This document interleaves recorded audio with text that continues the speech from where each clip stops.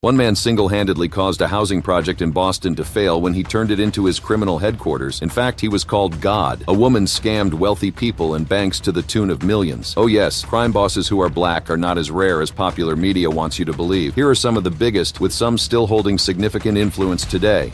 Kenneth Supreme McGriff.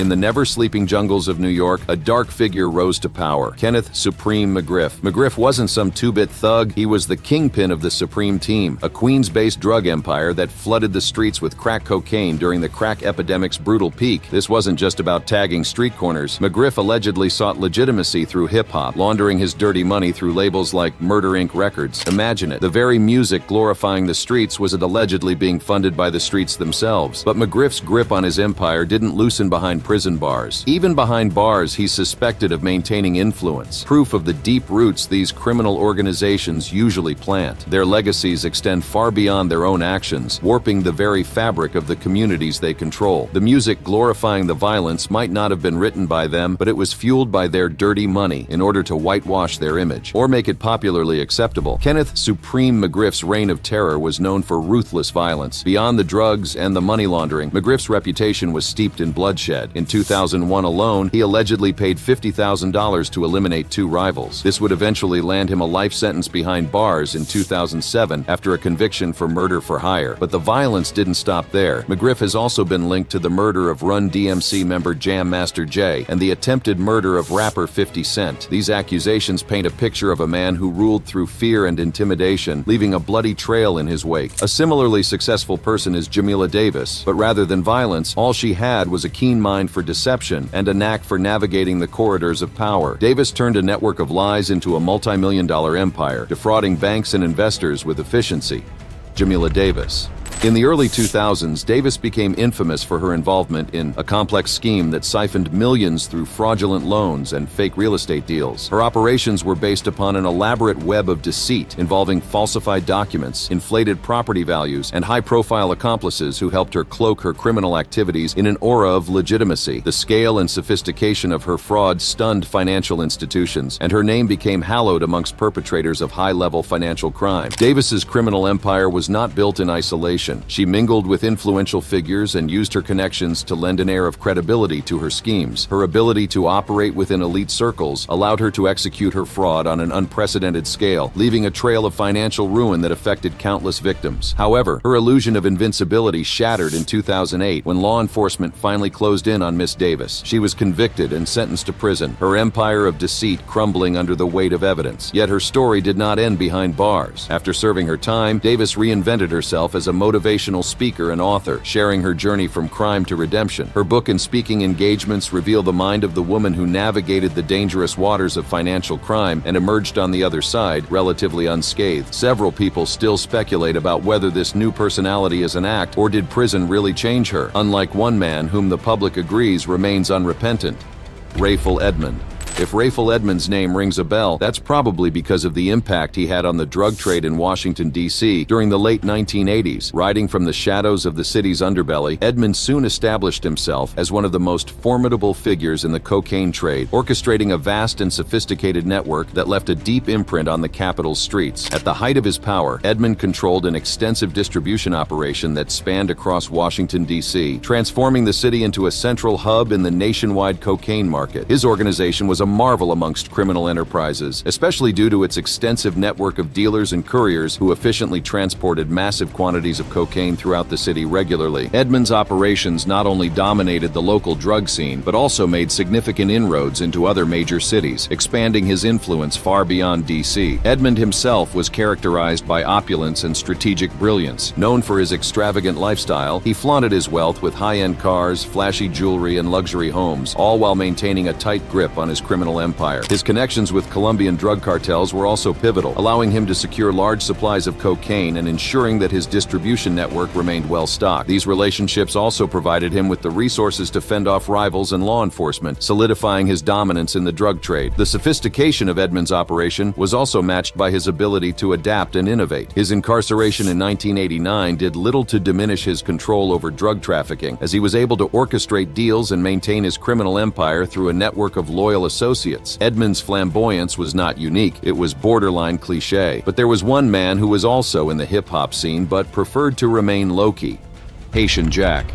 Known for his long list of connected criminal activities, Haitian Jack became infamous for his involvement in drug trafficking and extortion, and he also had a connection to the world of music. In the 1990s, Haitian Jack's name was frequently linked to the darker side of the hip-hop industry. His criminal enterprises extended beyond drug trafficking, reaching into extortion and other illicit activities. Jack's connections with prominent figures in the music world gave him a unique vantage point, allowing him to influence and manipulate the industry's elite while pursuing his criminal agendas. One of the most notorious aspects of Jack's criminal legacy is his alleged involvement in the 1994 shooting of rapper Tupac Shakur. This high-profile incident, which occurred during a robbery at a recording studio, became a pivotal moment in the East Coast-West Coast hip-hop rivalry. Though Jack was never formally charged in connection with the shooting, his name became associated with the attack, further cementing his feared reputation in both criminal and music circles. Despite his significant impact during his peak, Haitian Jack has largely remained out of the public eye in recent years. Haitian Jack's notorious connections and criminal activities were mirrored by another influential figure in the world of organized crime: Christopher Koch. Christopher Dudas Koch. As the leader of the Shower Posse, Christopher Koch commanded a drug cartel infamous for its extensive cocaine and marijuana trafficking operations between Jamaica and the United States. Koch's criminal empire extended far beyond borders, establishing a substantial presence in the drug trade on both sides of the Atlantic. In Jamaica, Koch's influence was profound and multifaceted. Koch ruled the Kingston neighborhood of Tivoli Gardens with a nice blend of fear and respect. His reign was known for his fierce enforcement of his criminal activities, which included violent reprisals against those who defied him. Yet Koch also positioned himself as a community benefactor, providing services and support to residents. This duality made him both a feared crime lord and a controversial figure in the community. Koch's empire, however, was not immune to the reach of law enforcement. In 2010, after a dramatic manhunt, Koch was apprehended and taken to the United States. There, he faced charges of drug trafficking and racketeering, resulting in a conviction. Mr. Koch was jailed for trafficking cocaine. Whiting, on the other hand, sold crack. Darryl God Whiting. In the late 1980s and early 1990s, Darryl Whiting, known as God, established himself as a dominant force in the crack cocaine trade through his control of the Orchard Park Project in Boston. As the leader of the New York Boys, a notorious drug gang, Whiting's empire thrived on the distribution of crack cocaine, making millions in profits and wreaking havoc on local communities. Whiting's reign was characterized by an iron grip on his territory. His ruthless approach to maintaining control was known for violence and intimidation, ensuring that rival gangs and law enforcement were kept at bay. The Orchard Park Project became his HQ. In fact, the housing project more or less became the hub of God's drug trade. Under Whiting's leadership, the New York Boys expanded their reach, cementing their dominance in the region's drug trade. Whiting's methods were as brutal as they were effective. His ability to enforce his control with violence ensured that his gang's operations remained profitable and uninterrupted. His influence even extended beyond Boston, affecting drug markets and criminal activities across the Northeast. Speaking of New York crime heads, have you perchance heard of Killa Cam? Yes, the rapper. Killa Cam. Cameron, born Cameron Giles, emerged from Harlem during the crack epidemic of the late 1980s and early 1990s. While he is primarily celebrated for his success in the music industry, particularly hip-hop, his early life was deeply intertwined with the drug trade. Allegedly, Cameron had connections to drug trafficking operations in Harlem. In essence, Cameron's rise in the music industry is inextricably linked to his early involvement in Harlem's drug trade. This is quite disappointing considering he was also the star on his high school basketball team and was ranked 25th in the country in the class of '94. Another name on this list with which you may be familiar is Rick Ross, not the rapper. Ricky Ross. Popularly known as Freeway Ricky Ross, he was once a prominent figure in Los Angeles' drug scene. He orchestrated an extensive cocaine trafficking operation that had far-reaching effects across the United States. During the 1980s, Ross built an empire by distributing massive quantities of cocaine, which significantly influenced the drug trade and contributed to the crack epidemic that swept through many American cities. Ross's operations were not just about the sheer scale of drug distribution. They were also intricately linked to high-level political scandals. His trafficking activities became entangled with the Iran-Contra affair, a major political scandal involving illegal arms sales and covert operations by the Reagan administration. This connection cast Ross in a controversial light, highlighting the intersections between crime and politics and amplifying his notoriety. Despite his arrest and subsequent incarceration, Freeway Ricky Ross's story did not end with his time behind bars. After serving his sentence, Ross, perhaps taking a leaf from Miss Davis's books, re-emerged as a reformed figure, using his experiences to speak about his past and the broader implications of drug trafficking. His transformation from a major cocaine trafficker to a motivational speaker and advocate is widely documented. However, today Freeway Ricky Ross still remains a name with some weight within his old circles. A well-documented gangbanger changed for the better. Sound familiar? That's because it is. Jay-Z. No bigger case exemplifies the drug dealer slash gangbanger to successful rapper story than that of Sean Corey Carter. Before becoming a global icon and billionaire, Sean Carter, known as Jay-Z, walked a path through Brooklyn's drug scene. Allegedly involved in drug dealing during his youth, Jay-Z's early life included his participation in the street economy of Brooklyn, which heavily influenced his early music. Despite his success and the public image of a refined businessman, the rumors and stories of Jay-Z's past continue to circulate. These stories add an air of mystique to his persona. The weed company Monogram certainly doesn't help that clean image either. Moving on, we have these two brothers who built one of America's largest ever drug trafficking operations. Terry Southwest T. Flannery. Terry Flannery, co-founder of the BlackMafia family, was instrumental in building one of the largest and most notorious drug trafficking organizations in the U.S. during the early 2000s. BMF's operations were extensive, focusing on distributing massive quantities of cocaine across the country. Their reach extended far beyond traditional drug markets, as they also engaged in significant money laundering activities, particularly through the hip-hop industry. This strategic integration allowed BMF to blend criminal operations with a legitimate business facade, amplifying its influence and profitability. Their association with the hip-hop world was not just a cover, but a key component of their strategy, using the industry to launder money and expand their reach. He ruled alongside his brother, Demetrius Big Meech Flannery. Demetrius Flannery, known as Big Meech, was the more visible face of the Black Mafia family. Under his leadership, BMF not only dominated the cocaine trade but also became a prominent fixture in popular culture. Big Meech's lavish lifestyle, characterized by opulent parties and high-profile connections, was instrumental in cementing BMF's image as both a criminal powerhouse and a symbol of excess. Flannery's knack for integrating BMF into the entertainment industry was a key factor in the group's success. By leveraging connections with high-profile celebrities and investing in the music industry, he ensured that BMF's name was synonymous with wealth and influence. This strategic branding helped the organization launder money effectively while building a larger-than-life reputation. Despite being sentenced to life in prison, Big Meech's influence is said to extend far beyond the confines of the prisons. Bimmy Antony. James Antony, also known as Bimmy, was a former member of the Supreme Team, one of New York City's most notorious drug crews during the crack epidemic. The Supreme Team, led by Kenneth Supreme McGriff, was infamous for its ruthless control over drug distribution in Queens and its significant role in the crack cocaine crisis of the 1980s and 1990s. Antony, as a key player in the Supreme Team, was deeply entrenched in the drug trade, contributing a lot to the gang's notorious reputation for violence and control. As the crack epidemic began to wane, Antony made a significant shift in his career, transitioning into the music industry. He became a manager, working with various artists and leveraging his old connections to make headway in the entertainment world. Yes, he made his pivot to music management, but Antony's past, more than most others like him, remains a significant part of his identity. Another name in New York crime, bigger than Antony, is Fat Cat. Lorenzo Fat Cat Nichols. Lorenzo Nichols dominated the drug scene in Queens with a formidable presence and led one of the largest and most influential cocaine trafficking operations. Nichols was at the heart of the crack cocaine epidemic that gripped New York City. His organization's extensive network was responsible for flooding the streets with cocaine, significantly impacting the city's drug crisis. Nichols's operation was known for its violent enforcement methods and deep ties to other criminal factions. His approach to maintaining control was both aggressive and strategic, ensuring his organization's dominance in the drug trade. The brutality associated with his crew and their ability to outmaneuver rivals made them a feared presence in the city's criminal underworld. Despite the scale of his criminal enterprise, Nichols' story took a dramatic turn with his arrest and life sentence. Convicted of serious charges including drug trafficking and conspiracy, Nichols now serves a life sentence. But you know how the story goes. You can take the man off the streets, or the woman in Jemiker's case. Jemiker Thompson.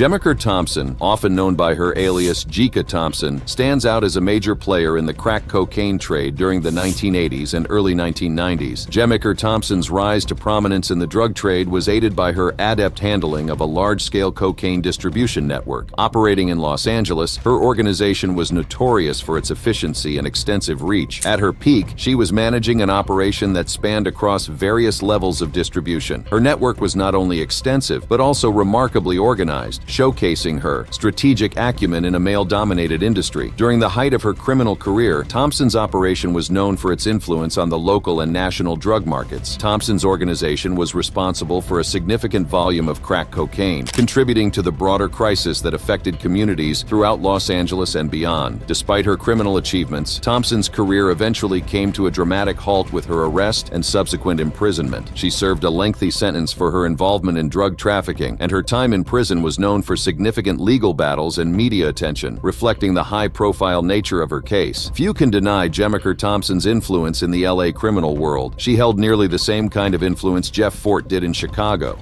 Jeff Fort, the notorious founder of the El Ruck-End street gang, certainly made his mark as a fearsome figure in Chicago's underworld, or Chirac, as it's sometimes called. Chirac is a clever play on words, combining Chicago and Iraq. Chirac is used to refer to the violent side of Chicago, in reference to the war-torn Iraq. In the late 1970s, Jeff Fort established the El Rucks, a gang that quickly rose to infamy for its brutality and indiscriminate criminal activities. Fort's organization was deeply involved in not only drug trafficking, but also extortion and a litany of violent crimes, making it one of Chicago's most significant and feared gangs. Under his leadership, the El Ruckans became synonymous with violence and criminal enterprise, operating with a ruthlessness that left a lasting imprint on the city's criminal landscape. Fort's gang was notorious not just for its street-level operations, but also for its involvement in high-profile violent incidents. The El Ruckans' criminal activities extended into drug trafficking networks, where they played a major role in distributing narcotics throughout Chicago. Their influence was further cemented by their participation in organized extortion and other violent crimes, solidifying Fort's reputation as a central figure in the city's underworld. In the mid-1980s, Fort's hold on the city began to weaken as law enforcement intensified its crackdown on gang activities. Jeff Fort was convicted on federal charges including drug trafficking, racketeering, and conspiracy. The high-profile nature of his crimes, coupled with his connections to other criminal enterprises, ensured that his case drew significant attention. Fort was sentenced to life in prison, but his influence did not diminish. Far from it, he and his organization continue to have influences on the Chicago crime scene. The next man, another kid from Chirac, is so popular that his name has become almost synonymous with the word criminal.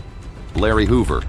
Larry Hoover, a name whispered with dread and reverence in equal measure, is the demonic architect of one of America's most terrifying criminal enterprises, the Gangster Disciples. This is no ordinary gangster. Hoover is a kingpin, a Machiavellian mastermind who transformed a street operation into a nationwide empire drenched in blood and money. From the gritty underbelly of Chicago, Hoover ascended to a throne of terror. His reign was known for its ruthless expansion, swallowing rival gangs and corrupting neighborhoods. The Gangster Disciples, his monstrous creation, became a hydra of crime, its poisonous tentacles spreading across the country. Drugs were the lifeblood of this empire, and violence, its enforcement arm. But Hoover's genius lies not just in his brutality, but in his strategic mind. Even confined to a prison cell, he's alleged to be the puppet master, pulling invisible strings that control a criminal army. His name is a chilling specter haunting the dreams of law enforcement, a rallying cry for his loyal followers. Hoover is more than a criminal, he's a cultural icon of evil. His image, tattooed on countless bodies, is a testament to his enduring influence. As long as his name echoes through the streets, the threat of the Gangster Disciples will loom large. It really is hard to say who is worse, Hoover or Fisher, but the both of them sure do stand out.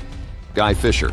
Guy Fisher's ascent began in the early 1970s when he became a leader of the Council, an influential African-American crime organization that wielded significant power in Harlem's heroin trade. Fisher's strategic acumen and ruthless enforcement cemented the Council's position as a key player in the heroin trade, generating for him substantial wealth and influence. Fisher's criminal activities were not confined to the drug trade alone. Under his leadership, the Council was involved in a range of illicit enterprises, including racketeering and violent crimes. Fisher's operation held full full control over Harlem's drug distribution networks. One of the most striking aspects of Fisher's legacy was his acquisition of the Apollo Theater in Harlem. In 1977, Fisher made headlines by becoming the first black owner of this iconic venue. The purchase of the Apollo Theater was not just a financial achievement, but a symbol of Fisher's substantial influence and status within the community. It demonstrated his ability to leverage criminal wealth into legitimate enterprises, further solidifying his reputation as a major figure in both the criminal underworld and the public eye. However, Fisher's empire faced significant scrutiny as law enforcement intensified its efforts to combat organized crime. The investigations into the council's operations culminated in a high-profile trial that exposed the full extent of Fisher's criminal activities. In 1984, Fisher was convicted of multiple serious charges, including racketeering, drug trafficking, and murder. The trial was notable for the extensive evidence presented against Fisher and his organization, which fully showcased the brutal nature of their operations and the far-reaching impact of their criminal enterprise. Fisher was sentenced to life in prison without the possibility of parole, marking a dramatic end to his reign as a crime lord. In a surprising twist, Fisher's life sentence was commuted in 2020 when he was released on a medical pardon. The decision to grant him early release was quite controversial. Don't forget, if you subscribe and turn on notifications, you get more videos like these ones on the screen below.